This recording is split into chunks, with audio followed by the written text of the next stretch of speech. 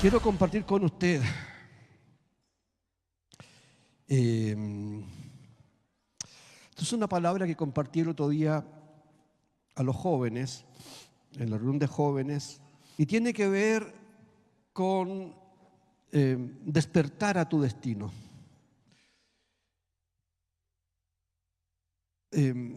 Cada uno de nosotros, usted llegó al Señor, está en Cristo, y hay mucha gente que estando en la iglesia por años aún no saben su origen y no entienden, les ha costado abrirse a la revelación de lo que Dios tiene para ellos. Pero el Salmo 22, versículo 30,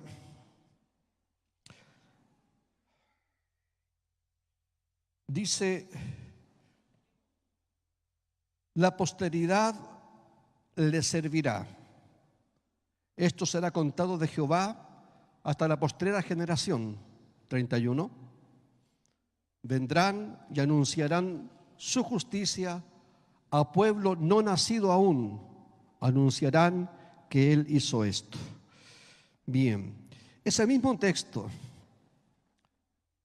en la Biblia textual, es otra versión de la Biblia, y en muchas otras más dice así, que esto es traspasado del original hebreo al castellano. Dice: una simiente escogida lo servirá.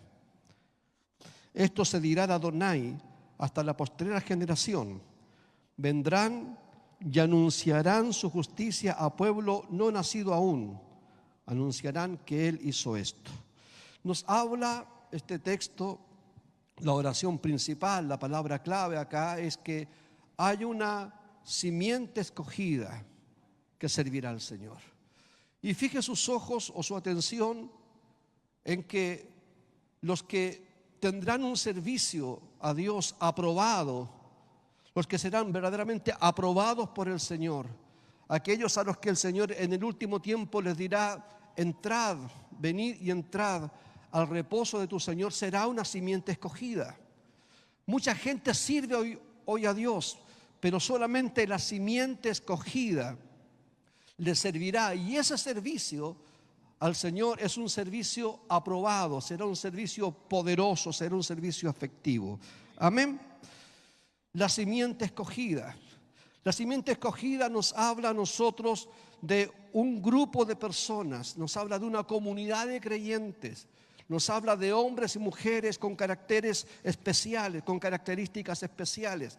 Nos está hablando no de cualquier tipo de creyente, no de cualquier tipo de cristiano, no de cualquier tipo de religioso. Nos está hablando de una simiente escogida. Amén. Una simiente apartada. Una simiente a quien Dios, desde antes de la fundación del mundo, no solo puso sus ojos en ella, no solo pensó en ella, sino que además de eso la creó, la formó. Amén. La dotó, la capacitó, la activó y la envió a este mundo para que en un momento determinado, en las generaciones que Él en su soberana voluntad determinó, esta simiente escogida se manifestara para servir al Señor con poder en el último tiempo. Nos habla de la postrera generación. Esta simiente escogida serán los que anunciarán a la postrera generación, a la generación aún por venir, las maravillas, el poder y la gloria del único Dios soberano, Adonai, nuestro Dios. Amén. Bien, teniendo esto como introducción,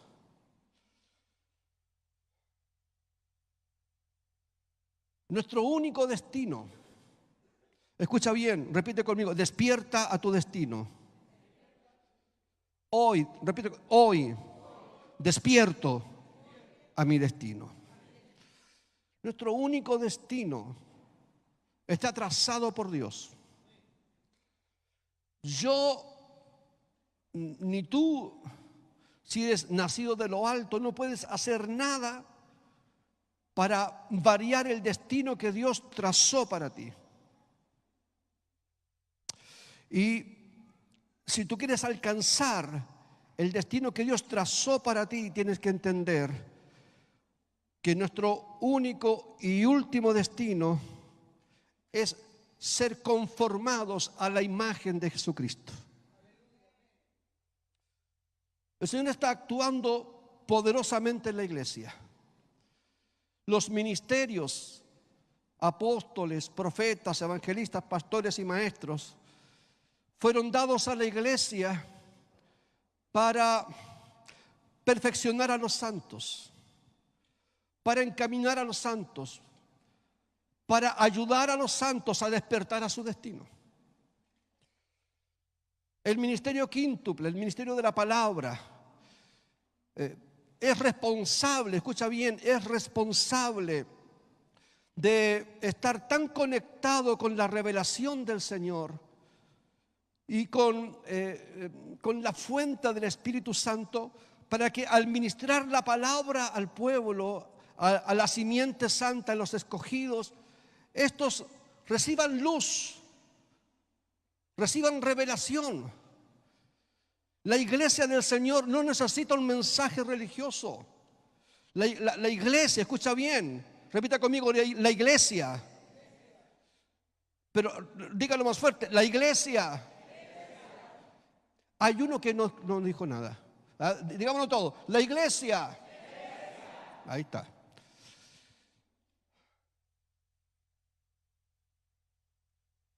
La iglesia está diseñada para solo escuchar la palabra de Dios. La iglesia no necesita un mensaje de autoayuda. La iglesia no necesita un mensaje de alegría. Lo que la iglesia necesita es recibir la poderosa, eterna y reveladora palabra de Dios que despierta, que abre los ojos del entendimiento, que ilumina el corazón, que desata las ataduras del alma, que libera al alma para unirla con el Señor. Y el ministerio quíntuple es el responsable de ello. Tiene una mayor responsabilidad. Es un privilegio ser un pastor. No es una profesión, es un oficio. Y es un privilegio ser un evangelista, ser un maestro de la palabra, ser un pastor, un profeta o un apóstol. Pero también es una tremenda responsabilidad, porque los pastores en general, los que administramos iglesias, tenemos la responsabilidad, el deber, la obligación de inquirir en la mente de Dios para rescatar desde allí una palabra de sabiduría, una palabra de gracia, una palabra de unción, para compartirla a la iglesia, para exponerla a la iglesia, y para que la iglesia coma y se alimente de esa palabra, y sean activados, y sean despertados y abiertos sus ojos a su propósito eterno. Entonces encontramos hoy en día que en muchas iglesias es una pena, es un lamento verlos cómo se hunden en la religiosidad, cómo se hunden en sus dogmas, en sus tradiciones. Y ministros del Señor, preciosos ministros del Señor, que lamentablemente por alguna razón que uno no puede explicar, ni siquiera criticar, pero se han quedado dormidos, simplemente siendo mecidos, hipnotizados por el espíritu religioso. Y es verdad, la iglesia en Chile ha crecido y somos miles, podríamos decir somos 1,5 millones, 2 millones de creyentes. En Latinoamérica somos millones de millones, pero no está la iglesia de poder, no está presente el poder en esa iglesia. Lo que está presente es la tradición en la iglesia. No quiero hablar de aquello, pero es que tenemos que entender que hemos sido escogidos y seleccionados. Somos una simiente escogida, somos semilla escogida. La palabra semilla viene de un término griego, hebreo en este caso del Antiguo Testamento, que es zera, zeta, con z, zera, y que dice relación, simiente, dice relación del hebreo al castellano, dice relación con semilla, con cosecha, con germen y con espermio, con esperma, semilla de vida. Y eso nos hace hacer a nosotros un linaje especial. Los que hemos nacido de lo alto, escucha bien, no nacimos en esta tierra. Nos dice la palabra del Señor, Jesús hablándole a aquel Nicodemo, aquel religioso que amaba al Señor, le dice que todo aquel que si no has nacido de lo alto, escucha, si no has nacido de arriba, no puedes ver ni siquiera entrar al reino de Dios. Que para ver y entrar al reino de Dios hay que haber nacido de lo alto primero. Amén. Los que hemos nacido de lo alto somos semillas, somos simiente escogida del Señor. Y tenemos un destino. Tenemos una finalidad. Y yo quiero compartir aquí, disculpen esta vuelta que he dado, pero en 2 de Timoteo, vamos a leer primero, quedándonos con el personaje de Timoteo, pero vamos a leer 1 de Timoteo capítulo 4, el versículo 14. No descuides el don que hay en ti, que te fue dado mediante profecía por la imposición de las manos del presbiterio. Le dice Pablo a un creyente, a un líder en la iglesia, que tiene que velar y no descuidar el don. Escucha bien, no es que te fue dado, sino que te fue activado. La palabra profética de los profetas, escucha bien, el poder está en la palabra es eterna. Amén. La palabra profética que te fue dada por los profetas activó dentro de ti algo y no lo puedes descuidar. Amén. En 2 de Timoteo vemos al mismo apóstol, ya en sus últimos días de ministerio, escribiéndole a su discípulo o a su hijo amado, a quien engendró lo engendró en el Evangelio. Y le escribe esta epístola o esta carta, llamándole la atención a la exhortación que le había declarado meses antes en la primera epístola, a que no descuide el don. Versículo 3. Doy gracias a Dios, al cual sirvo desde mis mayores con limpia conciencia, de que sin cesar me acuerdo de ti, Timoteo, me acuerdo de ti en mis oraciones noche y día, deseando verte, al acordarme de tus lágrimas, para llenarme de gozo, trayendo a la memoria la fe no fingida que hay en ti, la cual habitó primero en tu abuela Loida y también hizo tabernáculo en tu madre Eunice, y estoy seguro que en ti también. Por lo cual, te aconsejo que avives el fuego del don de Dios que está en ti por la imposición de mis manos, porque no nos ha dado Dios espíritu de cobardía, sino de poder, de amor y de dominio propio. Por tanto, no te avergüences de dar testimonio de nuestro Señor, ni de mí, preso suyo, sino participa de las aflicciones por el Evangelio según el poder de Dios, quien nos salvó y llamó con llamamiento santo, no conforme a nuestras obras, sino según el propósito suyo y la gracia que nos fue dada en Cristo Jesús antes de los tiempos de los siglos. Escuche bien, por favor, solamente quiero hacer notar un par de cosas. Pablo le dice: yo sé que en ti hay fe, en ti está la sustancia de la fe. La fe es algo que proviene de Dios, es algo que está en Dios. La fe no se produce en la tierra. La fe no es un elemento que se produce en la tierra. Uno puede tener esperanza, uno puede creer, uno puede tener convicciones, pero el hombre natural, el hombre normal no tiene fe de sí misma. La fe que podemos decir que tenemos nosotros no es nuestra, es de Dios. Amén. Proviene de Dios. Esto es gracia de Dios. Por gracia soy salvo por medio de la fe y la fe no es de ustedes, es de Dios. Amén. Tenemos la fe de Dios.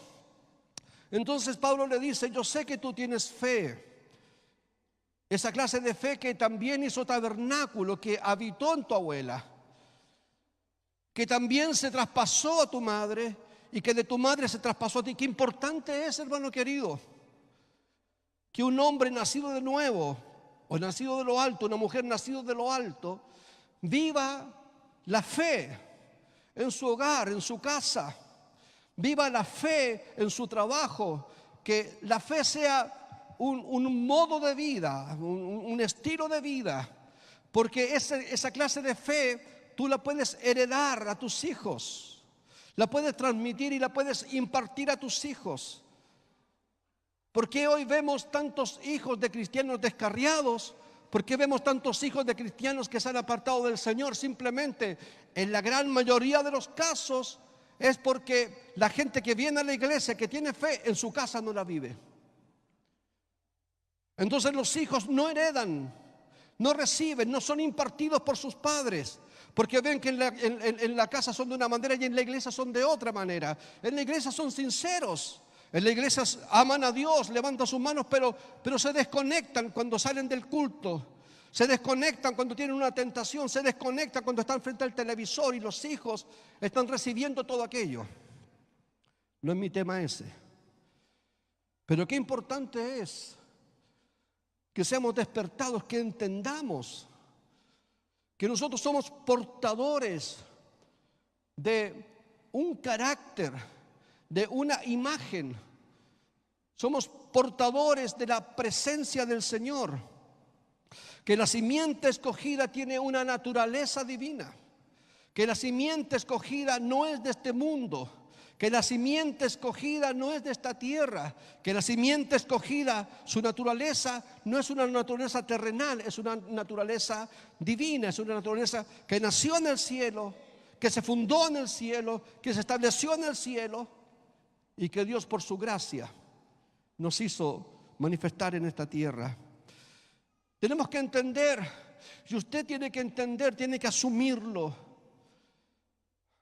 Más que comprenderlo con la mente, tiene que adaptarlo a su corazón, o mejor dicho, adoptarlo a su corazón, adoptarlo a su manera de vivir. Cuando tú adoptas la palabra y luchas para que la palabra de Dios se internaliza en tu vida, el poder de esa palabra va a comenzar a liberarte.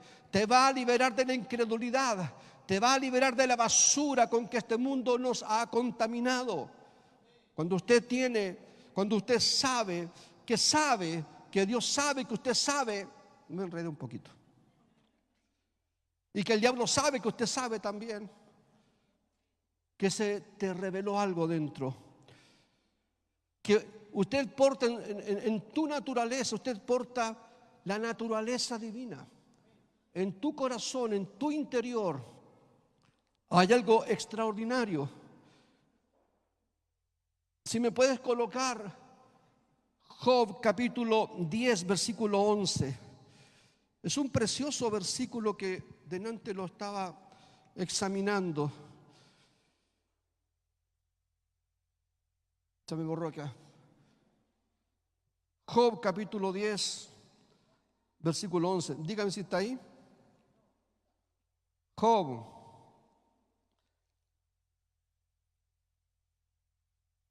capítulo 10, aquí está.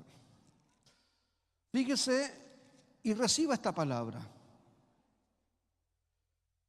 Job dice, gracias, me vestiste de piel y carne y me tejiste con huesos y nervios. Escucha, Usted no es lo que externamente parece que fuera. Dentro de esta piel y dentro de esta carne está nuestro verdadero ser. Aleluya. Está nuestro espíritu. Somos seres espirituales. Usted es un ser espiritual. Un ser espiritual no es natural de este mundo. Un ser espiritual es sobrenatural. Y ser sobrenatural significa entonces que tenemos la misma naturaleza de aquel que nos creó, que sopló en nosotros ese aliento de vida y que nos metió, nos encapsuló dentro de este cuerpo. Amén. Entonces eso nos hace ser a nosotros una simiente escogida. Y lo que tenemos que tener en cuenta nosotros es las trampas que Satanás nos coloca por delante. Porque Satanás es un especialista en el engaño, en el artilugio. El enemigo ha trabajado diligentemente liberando un espíritu de estupor, un espíritu de estupidez, un espíritu de letanía sobre los hijos de Dios para que piensen con torpeza. Hay cientos de miles de hijos de Dios que han nacido de lo alto, pero que tienen su mente embotada, que tienen su alma esclavizada a los modos de conducta de este mundo, al espíritu griego que gobierna nuestras sociedades en el día de hoy, al intelectualismo, a lo que se puede ver y tocar. Recuerda, un espíritu no tiene peso, un espíritu no tiene edad, un espíritu no tiene nervios, un espíritu no tiene huesos, no tiene cuerpo tangible, como lo entendemos nosotros. Y el enemigo, Satanás, el diablo, nos ha hecho pensar que nosotros somos lo que se ve por fuera. Y lo que se ve por fuera está muchas veces lleno de limitaciones. Nos limitan las paredes, hablando así bien básico, nos limitan las puertas, nos limita la fuerza de gravedad, nos limitan muchas otras cosas más que no necesariamente son físicas, nos limitan nuestros sentimientos. Y esas limitaciones, en la mayoría de los casos, han levantado muros y paredes para que la simiente escogida quede encapsulada dentro de esos conceptos y no avance para obtener su herencia y para caminar en su destino. Satanás ha creado una atmósfera de tinieblas para cerrar los ojos, para nublar los ojos del entendimiento del pueblo de Dios. Por eso que vemos tanta gente hoy en el engaño, tanto cristiano hoy envuelto y atado a la incredulidad, al temor, al escepticismo, al prejuicio, porque sus oídos y sus ojos han sido vendados y esclavizados y espiritualmente están ajenos a la verdad presente, no a la realidad presente. Te hablo de la verdad presente. La realidad presente es lo que vive nuestro ser natural, el hombre natural, pero la verdad presente es lo que tiene que vivir el hombre que ha nacido de lo alto, la mujer que ha nacido de lo alto. Son dos naturalezas completamente distintas. Satanás promueve un clima de autosatisfacción para que el cristiano, el creyente, el hombre y la mujer de Dios viva una vida mediocre, una vida sin compromiso con el Señor. O sea, no importa que se enrede en su iglesia, no importa que se enrede en las actividades de la iglesia, no importa que viva una religión, para él no le importa, lo deja. Pero cuidado que no se vaya a activar espiritualmente, que sus ojos no se vayan a abrir a la realidad y a la vida del Espíritu, porque eso sí que es una amenaza para él. Está bien que los creyentes vayan a la iglesia, está bien que sean honestos y honrados, a él no le interesa.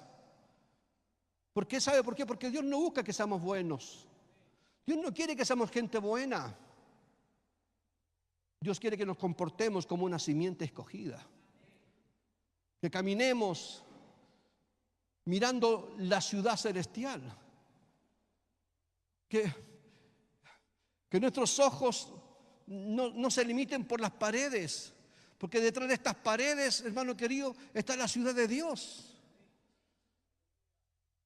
Que tus ojos, escucha bien, no me vean solo a mí en esta hora, sino que entre ustedes y yo hay una cantidad enorme, una nube de testigos y de ángeles que están aquí con nosotros y realidades espirituales que quieren saltar sobre cada uno de nosotros para bendecirnos, para empoderarnos, para ungirnos con su poder.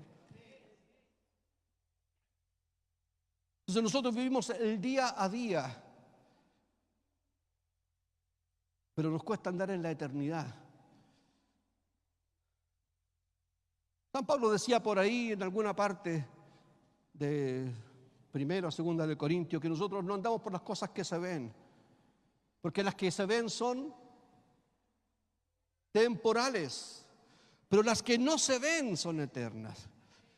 Y nosotros tenemos que disciplinar nuestra alma para capturar las cosas eternas, para confesar la palabra que no vemos, para confesar los hechos que no vemos. Esa es pues la fe, la certeza, la convicción, la sustancia de las cosas que se esperan, la convicción, la demostración de lo que no se ve. Es algo que Dios nos dio, con la que Él nos capacitó cuando Él nos creó antes de la fundación de este mundo. Por eso es que yo creo firmemente en la predestinación, en la soberanía. O sea, si nosotros estamos de acuerdo en que la soberanía de Dios no es un atributo, es su naturaleza, Dios es soberano y Él ejerce soberanía sobre toda su creación. Y yo soy parte de esa creación soberana de Dios, donde Él soberanamente escogió amarme. Su soberanía me escogió. No por algún mérito. Dios te escogió a ti, no por algún mérito que hayas hecho en esta tierra, sino que antes de la fundación del mundo, aleluya, Él te sopló, Él habló tu nombre, habló tu ADN, inyectó en tu nombre su ADN, su información genética, sus genes, lo inyectó en tu nombre. Él te llamó antes de la fundación del mundo. Allá cuando los ángeles de Dios y los hijos de Dios, las estrellas de Dios, dice, alababan al Señor antes que el mundo fuese.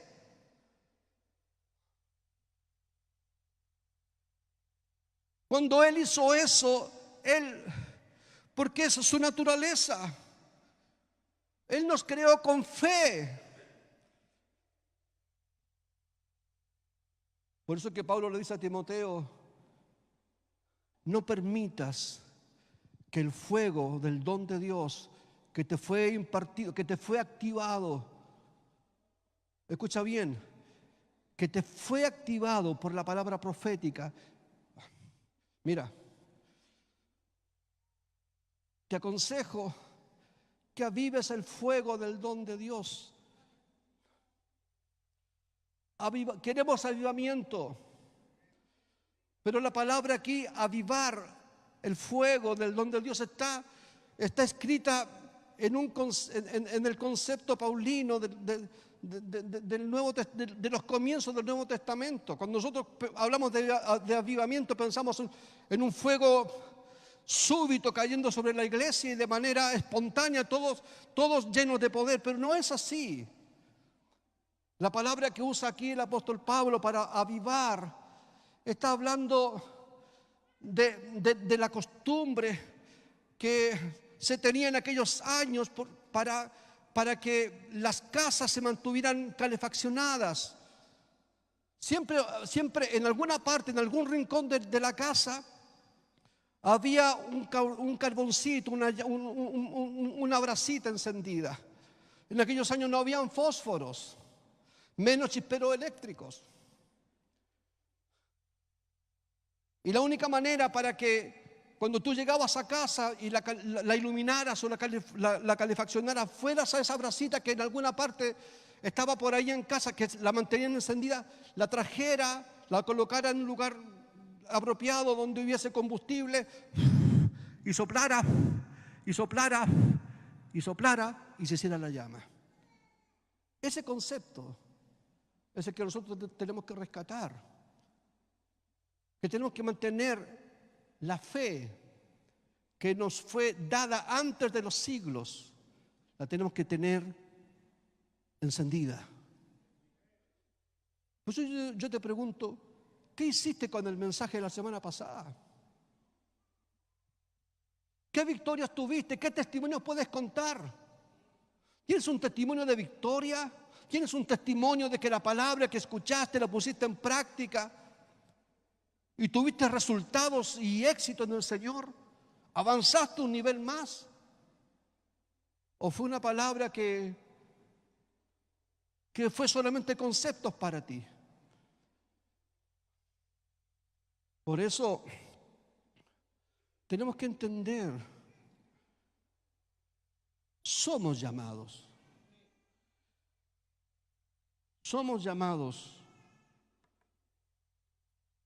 desde antes de la fundación del mundo. Y como dice esta preciosa palabra en Timoteo, quien nos salvó y llamó con llamamiento santo, no conforme a nuestras obras, nos llamó con llamamiento santo según su propósito y la gracia que nos fue dada antes de los siglos. Por eso es que somos una simiente, una semilla escogida. Escucha bien, de entre millones de millones de millones.